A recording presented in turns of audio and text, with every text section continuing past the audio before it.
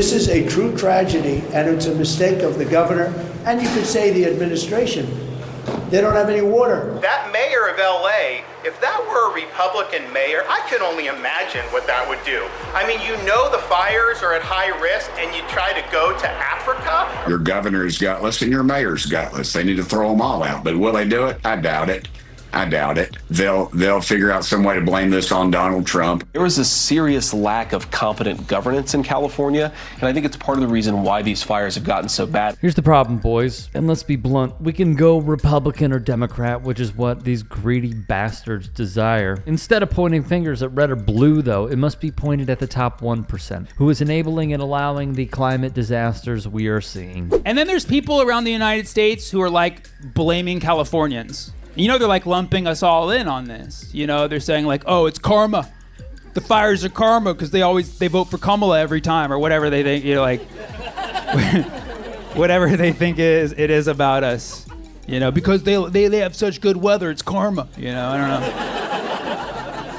It's such a lame take, dude. Like, first of all, no state is exempt from natural disasters. Comedian Sammy Obeid touches on it because it's true. There is not a single state in this entire country that can withstand what he calls natural disasters. Technically, they're not natural to a degree. They are man-made, so big corporations can continue making billions. In terms of politicizing this fire, that's what I've been most disgusted by.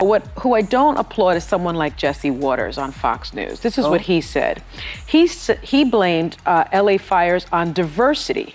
He said that California's woke politics and DEI are the reasons for the fires because Newsom has been tearing down dams because Native Americans, but he called them Indians, wanted some of the river back so they could catch salmon. And Gavin didn't just knock down one dam for the Indians, he knocked them all down. He knocked down 4 of the dams. I'm sorry, this is stolen land, first of all, okay? California is stolen land. Second of all, that's part of what always happens. These dams, there's preservation of the dam. So that was just complete, not only misinformation, but it was racist. Calling Jesse Waters a bigot is like saying LeBron James is a top 2 player all time. It's calling a spade a spade. However, on the Native Americans front, every state in the United States is subject to its own natural disaster. So the moment you say like a state deserves this, like that's a f***ed up thing to say. Like people are gonna have their hurricanes, their floods, their fires. I will accept that all states are f***ed or no states are f***ed. You know what I mean? Like, if you're going to say that one state has karma, you have to agree all states have bad karma. Because if you look at what happened to indigenous people in this country, I don't know if you guys know about this in Sacramento, but there were indigenous people in this country before we got here. Before they even found the gold, if you believe it or not. And they found, so the indigenous people were here, and basically, in some shape or form, they all got displaced or killed. And some of them displaced multiple times. There's probably a stat out there that shows that most people in the United States at some point will be displaced because of a natural disaster. So it's collective karma. We're all equally If you're in a state and you think another state has bad karma, not you, you're on fentanyl for sure. And that's... Obeid sees the similarities. There's been a 55% overall increase for calls for service, and these are life-saving services since 2010 with 68 less sworn personnel. This service delivery model is no longer sustainable.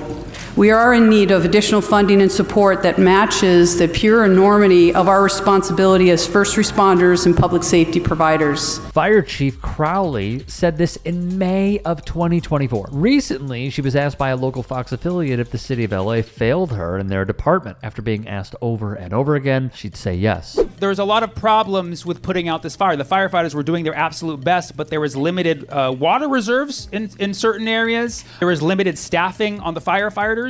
And so naturally you ask why? Why was this? The general LA city does in fact control a lot of where these fires are, and there were cuts to the fire budget in the last year. And it was cut specifically by the mayor's administration, the mayor Karen Bass, who personally I think should resign as mayor.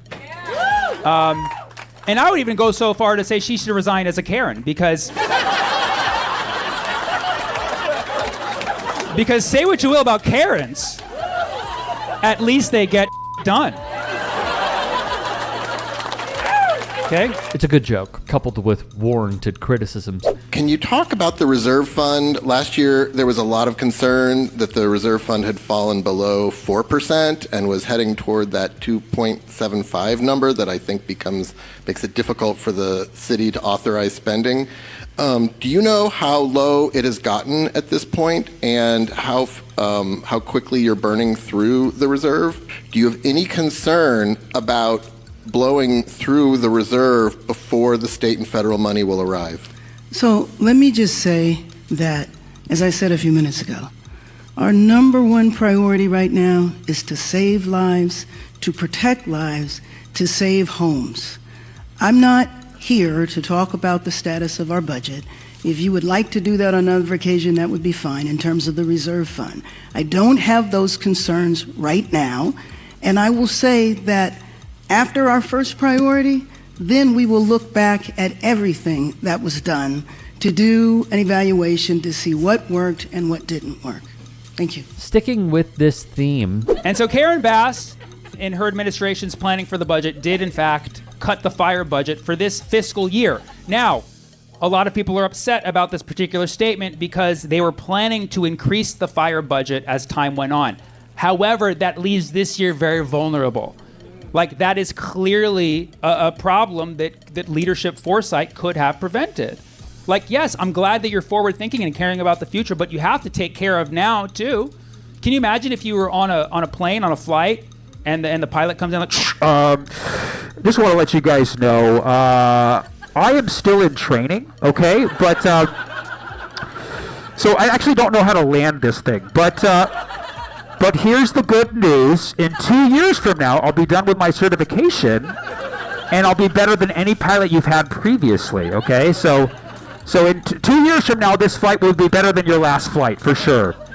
Sorry, your previous flight, because this is your last flight, in fact, so. Obeid puts it in perspective for most to comprehend. If you'd like to see more of Sammy Obeid's stand-up in person, head to SammyKO.com for more info. His YouTube channel for more long-form content that he even stated on stage he edits himself. His Facebook can be found at facebook.com/SammyKObeid. Instagram is at Sammy Obeid, and TikTok while you still can, of course. That's always popping as well. Hey, I appreciate you watching. Now, if you can, please do become a channel member by going to youtube.com/TYTsports and clicking the join button. If that's too much for you, you can just go to tyt.com/join to become a member. It helps all of us out here at the Young Turks and keeps our network afloat. In addition, you could follow me on my socials on Twitter, Instagram, and TikTok. Appreciate the love. Have a great day.